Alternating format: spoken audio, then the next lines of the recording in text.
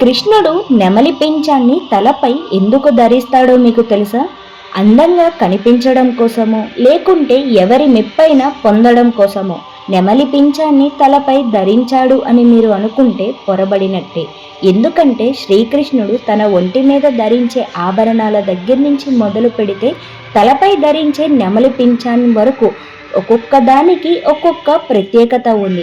మరి నెమలి పింఛానికి ఉన్న ప్రత్యేకతతో పాటు దేవుడు ఇచ్చిన వరం కూడా ఒకటి ఉంది.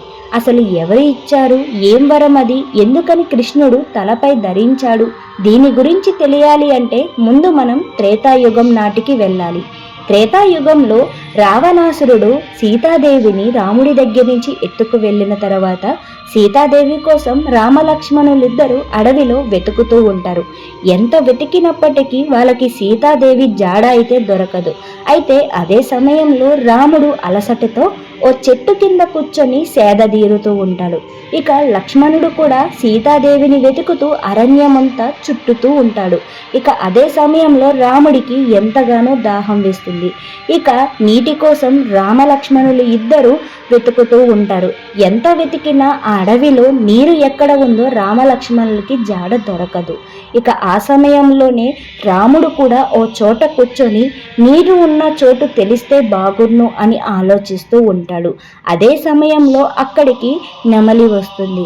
ఇక నెమలి రామలక్ష్మణులతో ఇలా అంటుంది, నాకు ఈ అడవి మొత్తం తెలుసు. ఈ అడవిలో ఎక్కడ ఏమున్నాయో, తినడానికి ఆహారం ఎక్కడ మంచిగా దొరుకుతుందో, తాగడానికి నీరు కూడా ఎక్కడ ఉందో నాకు తెలుసు. ఇప్పుడు ఈ సమయంలో మీకు నేను తప్ప ఎవరు సహాయం చేయడానికి లేరు. ఇక నేను మిమ్మల్ని నీరు ఉన్న చోటికి తీసుకువెళతాను. మీరు నన్ను అనుసరించుకుంటూ నా వెనకాలే రండి అని చెప్పి నెమలి చెప్తుంది. ఇక అదే సమయంలో రాముడు కూడా సరే అని అంటాడు. అయితే నెమలికి ఇంకొక సందేహం వస్తుంది. అదేంటంటే, నేను ఈ అడవిలో చిన్నప్పటి నుంచి తిరుగుతున్నాను. నేను పుట్టినప్పటి నుంచి ఈ అడవి మొత్తం చుట్టేశాను కాబట్టి నేను కాస్త వేగంగా వెళ్ళిపోవచ్చు. ఇక మీరు ఈ అడవికి కొత్తగా వచ్చారు కాబట్టి మీరు దారి తప్పిపోయే అవకాశం ఉంది. కాబట్టి నేను వెళ్ళే ప్రతి ఒక్క చోట ఒక్కొక్క నెమలి ఈకను వదులుకుంటూ వెళతాను. ఇక మీరు వాటిని అనుసరించుకుంటూ అదే దారిలో రండి అని చెప్తుంది.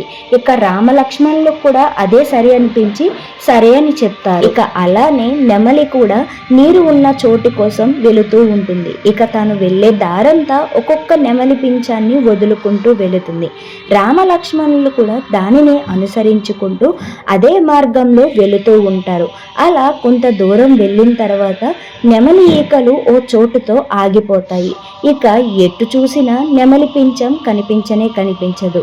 ఇక అలానే కొద్దిగా దూరం వెళ్ళిన తర్వాత చివరి నెమలి పింఛం ఒకటి కనిపిస్తుంది. ఇక దాన్ని చేత్తో పట్టుకొని రామలక్ష్మణులిద్దరూ అదే మార్గంలో నడుచుకుంటూ వెళతారు.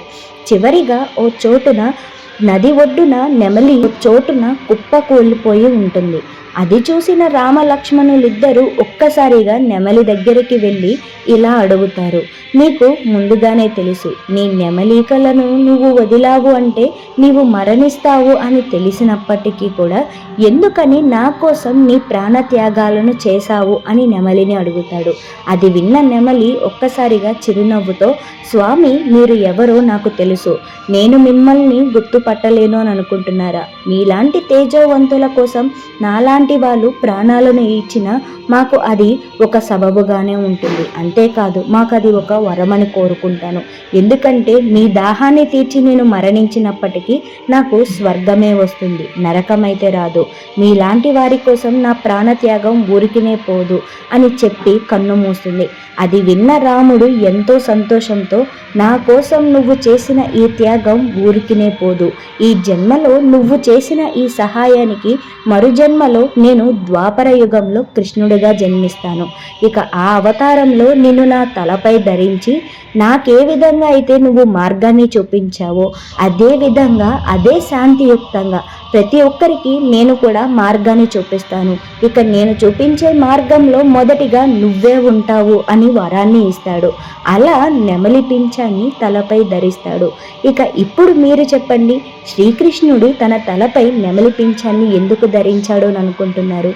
అదండి, రామావతారంలో రాముడు ఇచ్చిన వరం వల్ల కృష్ణావతారంలో కృష్ణుడు నెమలి పింఛాన్ని తన తుది శ్వాసని విడిచేంత వరకు కూడా తల మీదే ఉంచుకుంటాడు. అంతేకాదు, ఇందులోనే చాలా అర్థం కూడా ఉంది. రామావతారంలో ఇచ్చిన ఒక్కొక్క వరం వల్లే శ్రీకృష్ణుడు కృష్ణావతారంలో తన మంచి లేదా చెడు ప్రతి ఒక్క కార్యక్రమంలోనూ చెయ్యవేయవలసి వస్తుంది. అంతేకాదు, కృష్ణుడు జన్మించిన తర్వాత యశోదాదేవి ఒడిలో పడుకొని నెమలి పించాలతో ముద్దుగా ఆడుకుంటూ కనిపించేవాడు. ఇక అది చూసిన యశోదాదేవి ఆ నెమలి పింఛాన్ని ఒకటి తుంచి కృష్ణుడి తలపైన పెడుతుంది. అది చూసిన తర్వాత కృష్ణుడు ఒక్కసారిగా బోసి నవ్వులు ఒలకబోస్తాడు. దాంతో యశోదాదేవి నెమలి పింఛాన్ని తలపై ధరించి నా కన్నయ్య ఎంత ముద్దుగా ఉన్నాడో, ఇలా చూస్తుంటే చూడముచ్చటగా ఉంది, కళ్ళు అస్సలు తిప్పాలని అనిపించడం లేదు అని అనుకుంటుంది. అదే సమయంలో అక్కడికి గోపికలు కూడా వస్తారు. ఇక వారు కూడా శ్రీకృష్ణుణ్ణి చూసి ఎంత ముద్దుగా ఉన్నాడు, తలపైన ఉన్న నెమలి పింఛం ఎంతగానో ఆకర్షిస్తుంది. ఇక ఈ నెమలి పింఛాన్ని చూస్తుంటే మాకు ఎంతో సంతోషంగా ఉంది. యశోదమ్మ నిజంగా కృష్ణుడి తలపైన ఎట్టిన నెమలి పింఛం ఎప్పటికీ అలానే ఉంచండి, చూడడానికి ఎంతో ఆనందంగా ఉంది అని చెప్తారు. ఇక దాంతో యశోద అప్పటి నుంచి కూడా కృష్ణుడి తలపై నెమలి పింఛాన్ని పెడుతూ వస్తుంది. ఇక ఈ మధ్య కాలంలో సోషల్ మీడియాలో కృష్ణుడు తలపై నెమలి పింఛాన్ని ఎందుకు ధరించాడు అని ఒక డిబేట్ కూడా జరిగింది. ఇక అదే సమయంలో కొంతమంది ప్రాచుర్యకర్తలు కూడా మనకి కొన్ని రకాలుగా కొన్ని కథనాలను చెబుతూ వచ్చారు. వాటిలో ఒకటి, నెమలులు ఎక్కడా కూడా సంభోగం చేసుకోవని, వాళ్ళు సంభోగం చేసుకోనప్పటికీ కూడా పిల్లలకి మరి ఎలా జన్మనిస్తున్నాయని, నెమలులు ఎక్కడా కూడా సంభోగం చేసుకోవని, అవి సంభోగం చేసుకోనప్పటికీ కూడా ప్యూరిటీతో ఒకరి మనసును ఒకరు అర్థం చేసుకొని వాటికి ఉన్న ఒక ప్రత్యేకతతో అవి ప్రకృతికి విరుద్ధంగా పిల్లలను కంటాయని, అందుకని శ్రీకృష్ణుడు ప్యూరిటీకి అర్థంగా తలపై ఆ నెమలి పింఛాన్ని ధరిస్తాడని, అవి ఎప్పటికీ సంభోగం చెయ్యవు అని ఒక కథనాన్ని చెప్పుకుంటూ వచ్చారు.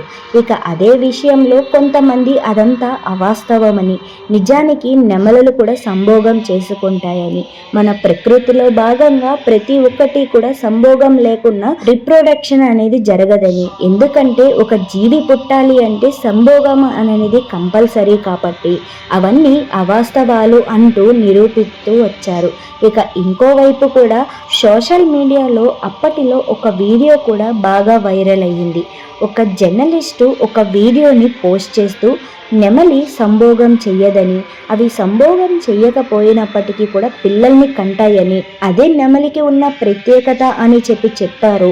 అది అబద్ధమని, నెమలి సంభోగం చేస్తుంది, అది చేస్తుంది అనడానికి ఇదే ఆధారం, కావాలంటే ఈ వీడియోలో చూడండి అంటూ ఓ వీడియోని పోస్ట్ చేశారు. ఆ వీడియో అప్పట్లో చాలా వైరల్ అయ్యింది. అంతేకాదు, మనకి ఏవైతే చెప్పారో నెమలిని శ్రీకృష్ణుడు ఎందుకని దీవించాడు, దాన్ని ఎందుకని తలపై ధరించాడు అని చెప్పారు, అది అంతా అవాస్తవాలని, ప్యూరిటీ అంటే అది కాదని, ప్యూరిటీ అనేది మన మనసుకు సంబంధించింది, శరీరానికి సంబంధించింది కాదు. మరి అలాంటప్పుడు శ్రీకృష్ణుడు తలపైన ధరించింది తన మనసును చూసి తప్పితే తన శరీరానికి దానికి ఉన్న కథకి సంబంధించి కాదు అంటూ ఈ మధ్య కాలంలో దానికి సంబంధించి కూడా చాలా చర్చలే నడిచాయి.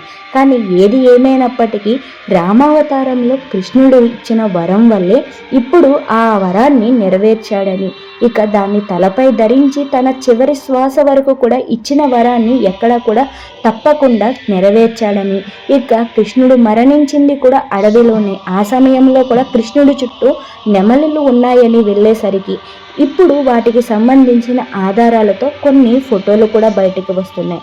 అంటే మనకి ఇక్కడే అర్థమవుతుంది, కృష్ణావతారంలో కృష్ణుడు ధరించిన ఒక్కొక్క వస్తువుకి ఒక్కొక్క ప్రత్యేకత ఏ విధంగా అయితే ఉందో దానికి తగ్గ చరిత్ర కూడా అలానే ఉంది. మరి ఆ చరిత్రను మన కోసం, మన అవసరాల కోసం మనం ఎలా పడితే అలా మార్చడం కరెక్ట్ కాదు కదండి. మరి మీకేమనిపిస్తుంది? మా వీడియో పూర్తిగా చూసినట్టయితే మీకు కూడా ఎంతో కొంత అర్థమయ్యే ఉంటుంది. మరి అవాస్తవాలని వాస్తవాలు అని చెప్పే కొంతమంది వరకు ఈ వీడియో చేరాలి అనేదే మా ఆలోచన. మరి మా వీడియో మీకు నచ్చినట్టయితే వీడియోకి ఒక లైక్ చేసి ఛానల్ని సబ్స్క్రైబ్ కూడా చేసుకోండి.